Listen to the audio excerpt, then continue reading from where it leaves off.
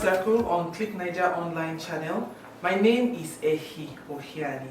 Changemakers Circle is where we talk about everything that has to do with the development world and the development space. This program is being done in collaboration with Skill Hub Consulting, an organization that is dedicated to the development of development practitioners in Nigeria. Changemakers Circle is coming to you in collaboration with Skill Hub Consulting, an organization dedicated to improving the performance of development practitioners and organizations to reach their full potentials in changing our world for the better. Skill Hub Consulting. Today on the program, we're going to be talking about media and communications for social impact and organizational sustainability of CSOs in Nigeria. Joining me in the studio, I have a development communications specialist. He is the head of communications, MSI Nigeria Reproductive Choices, Mr. Chibuike Utaka. Thank you very much. It's a pleasure to be here. Thank you for joining us.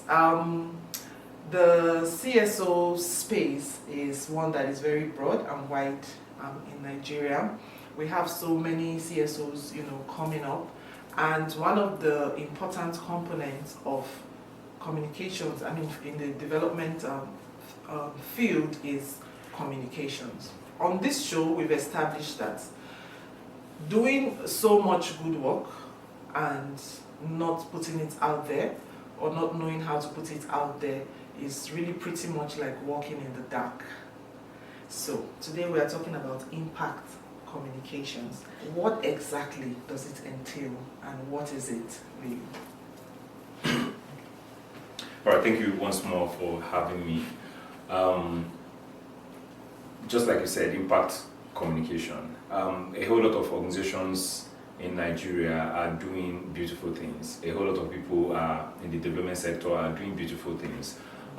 Work from here to Maiduguri, from here to Kaduna, from here down to Cross River and Enugu. You see a couple of organizations, development partners, local and international organizations doing a whole lot of work in terms of supporting the Nigerian government and in terms of supporting change and development in the communities. Then the question is, just like you said, if people do not know what you are doing, it seems that you are winking at someone in the dark. So that's where communication comes in. So all the impacts that you've made, all the impacts when you come to, let's say, projects or programs around health, you have increased the number of women who are going for antenatal, you have increased the number of women who are taking family planning and all that. But then again, nobody knows. Then again, even the government are supporting, maybe they do not know that you're existing or that you haven't done anything. Then it's as good as not done anything. And that's where communication comes to play. So communicating impact or communication or impact communication is basically the strategic process that you follow through to ensure that the work we are doing is amplified in the public as well. The work we are doing is known to the people who should know or who should be able to hear about what you are doing. And it could either be, you want people to know what you are doing so that they can also take ownership and participate in what you are doing, or just that you have achieved something and you have made impact in what you are doing and you want the world to know and to see, this is the impact that we have achieved in this. Perhaps along the line we can also talk about how this contributes in terms of sustainability of an organization.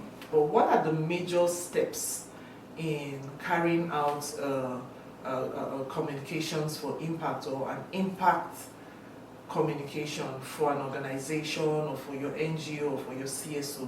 What are the major steps that you can't do without, that you would say if you want to have any meaningful communication, you would have to tick those boxes? All right, so there are various models in terms of communication, in terms of impact communication. And like unlike every other aspect of communication, strategic communication tries to push the fact that you have to be deliberate about your communication. So you don't just wake up one day to say, oh, I want to go to TV, I'm here at Click Naija, I want to talk about this. You have to be strategic about it, and being strategic about it means that you have to have like a plan, a methodology as to how you approach your communication, and that is also what makes it impactful. So in no particular order, you have to first of all understand as an organization the goal of your communication. Like I mentioned initially, so what is it that you want to achieve with your communication? Okay, I want to communicate with donors, because the aim is such that donors will see that, oh, I've made impact in this project, therefore I want to scale up so that I could get more donor funding, right? Oh, the goal could be that, oh, I want to reach more people, more target groups for my project so that, oh, the uptake of my services or products will increase, you get. So first, we have to determine the goal of your communication. And the goal of your communication will also help you to understand who your target audience is. Who do you want to communicate? Who do you want to pass your communication across to? That will also determine, so what platform, these people that I've identified that I want to speak to, where are they? Where are the touch points? So what platforms am I going to use to reach them? You, similar to the goal also, you need to determine the outcome. So after I've shared this communication, what is it that I'm expecting to happen, you get. Then you also determine, oh, how do I want to run this? I want to do a campaign, or do I want to do, what exactly, what are those platforms that you want to use? What are those formats also that you want to use? Some organizations that development organizations, they have monthly newsletters. Some have quarterly newsletters. Some have webinars. Some have town hall meetings. Some have radio appearances, TV appearances, all that. That's in line with the strategy that they have designed in terms of their strategic communication. So you have to really be able to take those steps, identify who you want to, the goal, the objectives, the target group, who you want to reach, where they are, the touch points that you want to use, the formats you want to use for your communications, the duration or the frequency of your communications and all that.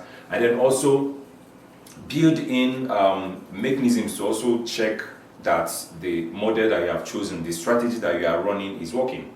After 1 year, for instance, we want to evaluate our communication. What do people think about this email communication that we are sending? In some organizations, you receive email newsletters often. So some send to so much so that they become boring. Anytime you see them, you delete, and you don't even get to read them again. So you have to also build a mechanism that where you can be able to evaluate your communication as an organization to ensure that they are making impact, the desired impact that you have also planned initially. Then you now have another cycle of planning. So after the reviews, then replan, and then your communication keeps on. So those are just the basic steps, but each organization will be able to determine the model that works for them and be able to follow through. But the most important thing is that you have to have a communication strategy in place, and you have to be content with it. From your, observation with the CSO space in Nigeria, do you really think that, development organizations are keeping up with this or meeting up with this in terms of even having a dedicated person that should handle these things? Because sometimes it looks like some organizations want to just cheat their way around it.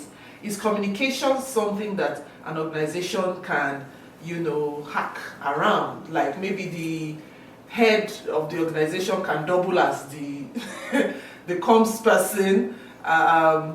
Do we really have that practice of respecting and following the, what it takes to have this kind of strategic communication that you're talking about in the CSO space in Nigeria? So that's a very good question, and I would use a personal example. 20 years down the line, I started out 20 years ago in development communication, and down the line, I could tell you that a whole lot of things have changed. initially people would look at communication or impact communication as an add-on. After they had designed their beautiful projects in health, in agriculture, in what, they might think, okay, 3 years after project implementation, oh, how do we even make documentary about this our project? You get? Oh, it's an afterthought. Yes. Can we get a company that can, do success stories for us and all that? So it becomes an add-on, and that's when you now come as a consultant. They're not saying, oh, we don't have budget for this thing in this project design, but let's just see where we can scratch money, maybe from research, maybe from the programs. You get? They now scratch money for communication. Meanwhile, he had a budget for the program. But this has changed. After a while also, it came down to where you have program officer and program officer doubling as a communication person. Program officer, when the social media now came on board, program officer, social media manager. You get? I mean, Okay. you cannot function that way. But thankfully, things have changed over time. Right now, communication is like the big, space within a project. Even before you start, they will. But do you think outcomes have pushed them to realize that communications need to be, a big thing in that project? Like maybe outcomes, especially with your funders, with donors, going back and then probably see that the kind of impact you were hoping to have, the kind of telling of your story you were hoping to successfully do, you probably, there's a gap there. Do you think those have affected this as well?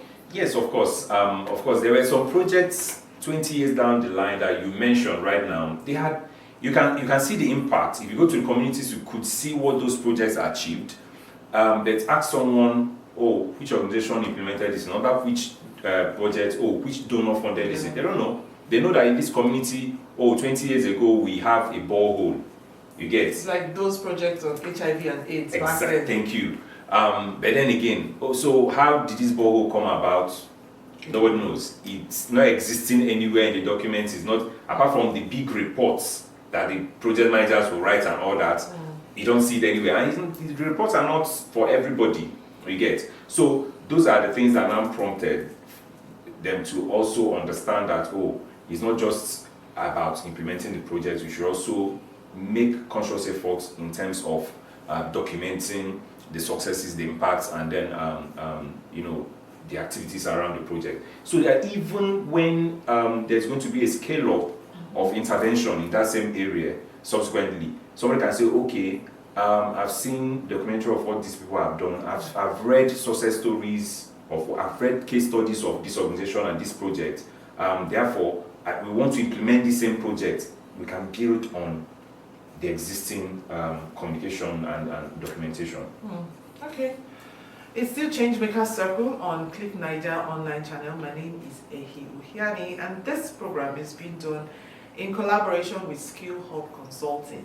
And I'm speaking in the studio with Mr. Chibuike Utaka, a development communication specialist. I will call you Mr. Chips on the show. Right. So, Mr. Chips, how then does communication impact on the sustainability of the CSO or the NGO organization? Impact communication. So, impact communication and sustainability, they go hand in hand. Reason is that there's, for instance, the donor space. Donors don't stay forever.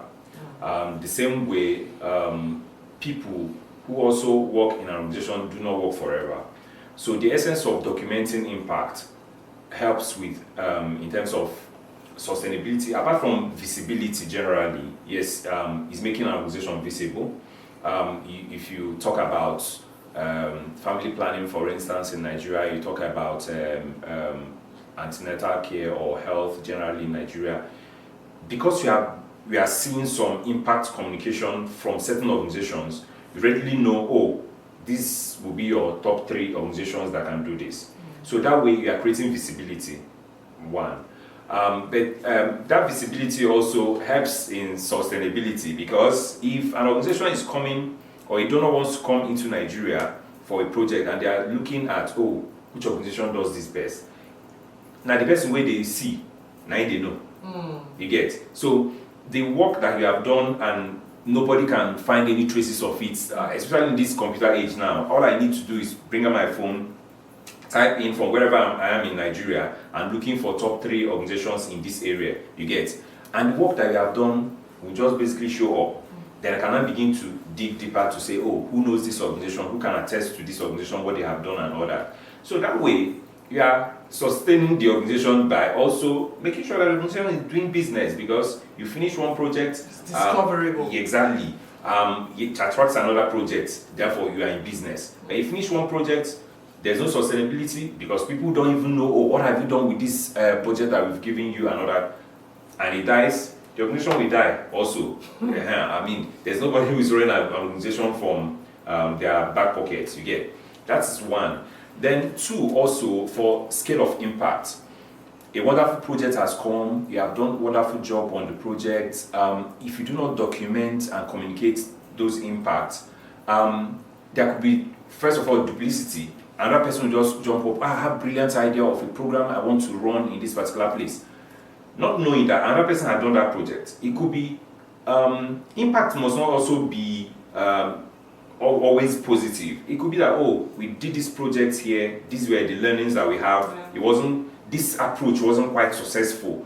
So therefore, when another person is coming into the same area, oh, take this other approach and all this other, you have documented it, there's something you've communicated. So it reduces duplicity of efforts. Then for scale up that I wanted to talk about initially, for scale up of projects, you are going to someone to say, oh, I've done this project, this is a 1-year project, this is the impact I've achieved and all that. If we even have more support, we can even scale up to this number of impacts. If we're able to reach 1 or 2 people with this scale, we can even reach 100 people with this scale. So those are the kind of things that impact communication will help you to do to also sustain the organization or sustain projects as from CSOs. Interesting. Does the quality of the communication, not just communication now, because communicating is one thing, but the kind of communication you are also doing is another thing. Does the quality of communication, especially in this digital age, where if you are not online, you are basically nowhere, where to be discoverable, you have to be searchable, you have to be, reachable online. So does the quality of how you do your communication affect how visible you are, or it's just enough to have done your communication at all? It's not just enough to have done your communication. The quality of the communication is everything, and that's why I talked about strategic communication. Strategic communication is different from any other communication in the sense that there's a pattern to it. You are doing everything you are doing with evidence, following through a process. I want to reach out to somebody. Why? Because I've learned that, oh, this is the person that did this again. So strategic communication is based on evidence, it's based on insights, it's based on learnings, and then it also follows a particular strategy that gives you the result at the end. So it's not just any communication. The communication has to be planned strategically, and it has to be professional. That's why you go online, you see a whole lot of organizations with social media handles everywhere. They are even on websites and others. You collect a card, you see websites, you see social media handles. Click on the website, it's not working. Click on the website, you are seeing updates since last 5 years. Simply because they didn't think through, oh, do we have in-house hand that can manage this website for us and keep it updated every single day, every single week? So it's like thinking that it's just enough to have a website, not forgetting that it's more important to keep that website active and updated. Yes. You have social media handles, What's your plan for keeping it updated and keeping it running? So those are the things that go into strategic communication. A strategic communicator will not just come and say, oh, I want to do a documentary, I want to do this. I say, okay, no problem, let's go ahead and do it. Why do you want to do a documentary and not an explainer video about a particular thing? Or why do you want to open all the social media handles and not just one? Or why do you want to be on LinkedIn and not on Facebook? Do you understand? That's part of the things that we follow through in terms of strategic communication, and that's what a strategist will put down for you in terms of the plan. And that's how communication should be. It's not just something you wake up as an organization, or because I have an NGO or a civil society organization, I want to do communication. You have to plan it. And planning it means that you have to do it professionally, and you have to engage professional hands to do it for you. And that is why we are in business. All right, precisely. Okay, from your experience, what would you say are the most interesting, communication formats that you have used on the field? I know that it's a broad range, but as an individual, you might have some that really pop out and tell stories in a catchy way, in a way that gets the audience to stay on and understand. Yeah, so for you. So in a nutshell, like I said, 20 years down the line, a lot of things have changed. So in those days of HIV communication, I mean, is IPC, interpersonal communication, you go to the villages, you go to the touch points where you have the red light zones and all that, you want to reach out to these people one-on-one, you get. Do have your regular advocacies and all that. But things were moving. There were times we were doing cassettes recording, the normal cassette recording. That's how you recorded drama that you share to certain groups of people. It's documentary. But right now, moving to where we are right now, the social media era has changed everything, and we have to embrace that and understand that. So everything you are going to do, think social media.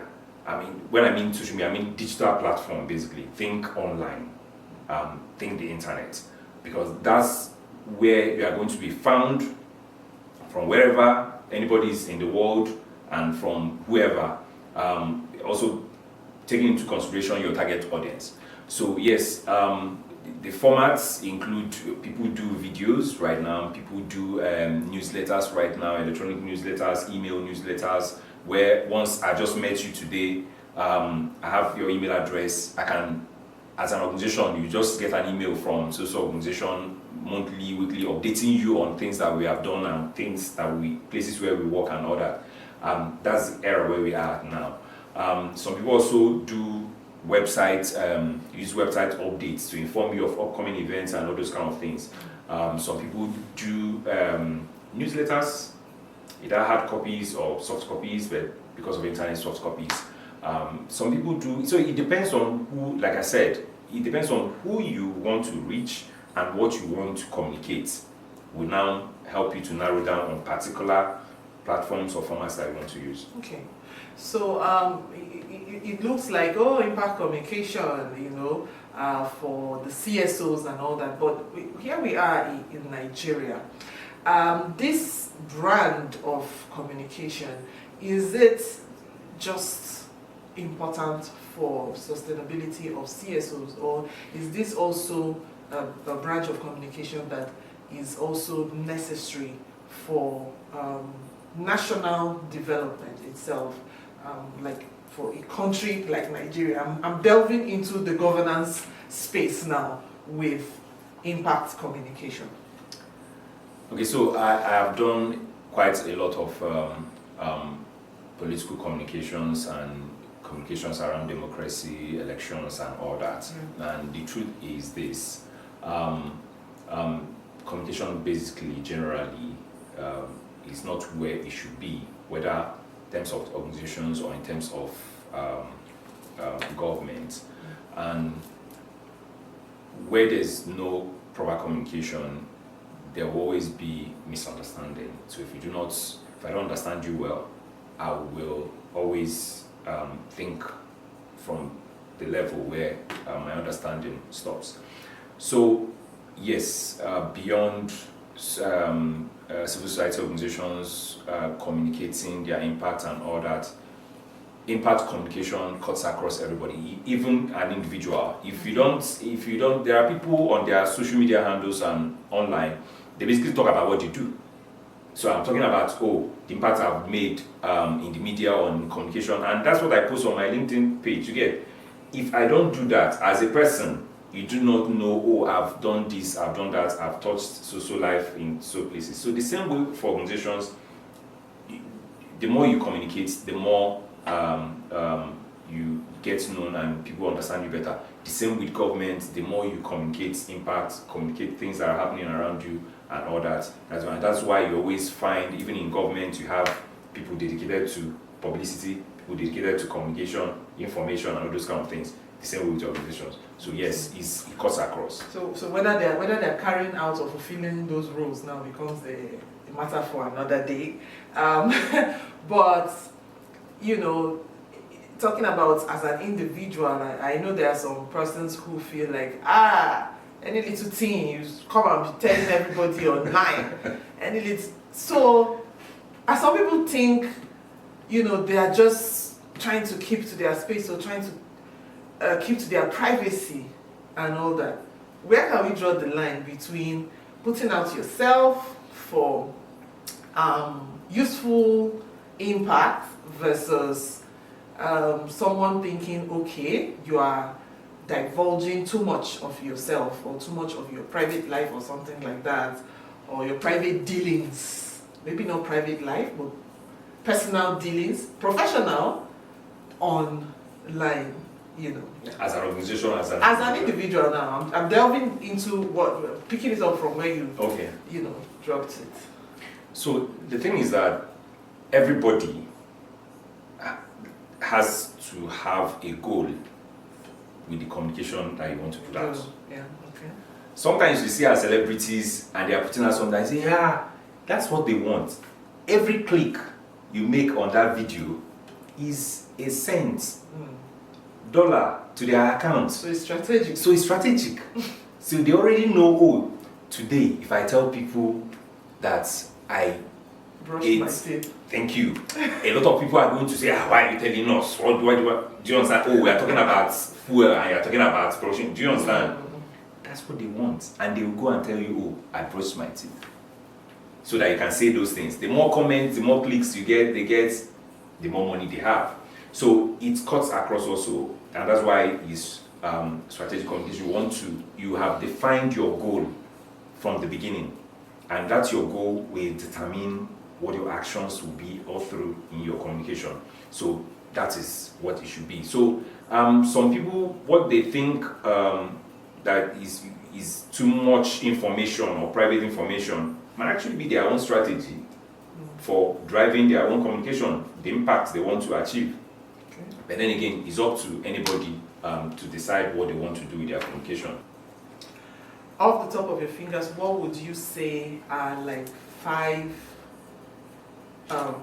challenges that that are there, and anybody who is going into that space need to get ready to face, to tackle and overcome? So top on the challenges for communication generally and communication for impact for organizations generally is top on the grid is finance, funding. Communication currently is not cheap, and people have to understand it. There's no way communication right now is not cheap. That's one. 2, find the requisite skills. It's a very technical area that requires technical skills. Sometimes, I have to tell you, sometimes people don't know. Yeah, some people don't know. Sometimes different organizations. People think, you can talk now, I can talk. So and that's why they do wrong communication. That's why they do the bad communication. You get. Right now, I belong to one network of professional communication experts, and somebody will advertise it. You see a job advert, and they will drop it in the group, and somebody will ask, how much is it? I said, I beg, remove this thing from this group. Do you understand? And you're like, wow. So is this so that's selective? The ones that have the skills, you cannot afford them. Then the ones you can afford don't have the skills. They cannot give you the skills. So that is another thing. Then also in terms of the landscape, basically, things have changed. Social media is taking over everything. So you have to think through about what you are communicating. Sometimes you see organizations come out to post one thing on social media, and you get backlash. So sometimes some will not want to go on air, some will not want to go online. They say, we just put out, we have done this thing now, and the children of the social media. Didn't you think that it's like they didn't expect that response or reaction? The children of social media will pick a different thing or find faults in what you are saying, and then it becomes bad image on the organization where you are trying to communicate positive impact you get. So that's 3. Another one also is still the challenge around people not recognizing the power of communication. Some people not recognizing the power of communication, that we have to really think communication, build it inside of the project from the beginning. So it's a big challenge. So when you are now done your project and along the line you now realize, you need communication here, it becomes a challenge to you and becomes a challenge to the person that are going to bring down the line to now do damage control and all that. And then finally, let me also say finance. Okay. Finance. We need plenty money to do communication in Nigeria. So those are basically top of my head things I could draw. Okay. Are there any unforgettable moments? Maybe let me pry into your personal experience now. Or maybe most interesting, intriguing moments that you've had working on the field. I'm not talking from your desk now. That, in trying to either produce or put out some form of content or the other, especially on the field. I know it's very interesting and wild on the field, but maybe share one with us. So, but the interesting moment for me in this field is basically when people don't know you. In fact, last week, I was with someone. They don't know you. You say your name, they don't know your name, but mention something that you've done in the field. Okay. People think, it's you, that. So, and that gives me joy that, it's the impact of what you have done that actually speaks than who you are. And it's not easy in the field. We've gone to places where you see, you've helped someone to have a safe delivery, have a safe baby. You helped a woman that could have lost her life to be alive. In certain places, you've helped someone for the first time to vote during elections and all that, regardless. Those are very common stories that you meet there in the field that will gladden your heart as a person. On the flip side of it, there are also very difficult moments. I've traveled to different places across Nigeria. What's the farthest?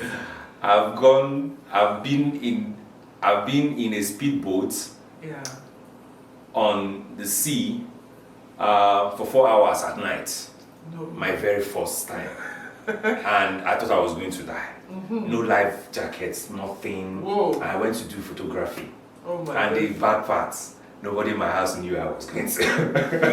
So I went to do hustling. So there was no risk communication there. We drove from Abuja to Bayelsa State. And then I thought, the creeks. Yes, that we've arrived. We've gotten to where we're going to. He said, no, we're going to park our truck somewhere and we're going to use those boats. And usually, those people don't talk. They will wait for you to get to that point before they tell you. I look at the time, it was 7 o'clock. Okay. And my phone rang. My father called me. I just wanted to check on you. Yeah, you're doing okay. I said, yes, I'm doing okay. That's fine. I entered the boats. I said, where is life jacket? They said, which life jacket? All these boats here, where, like, this one. Like I say, never come here before. I said, okay, we entered.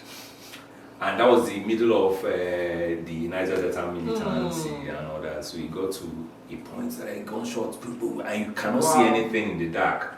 But they knew the points where they would stop, and then they would go and talk with the people, and then continue.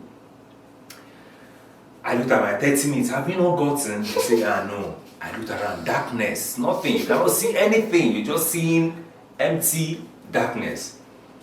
So after some hours, we started seeing lights from far distance.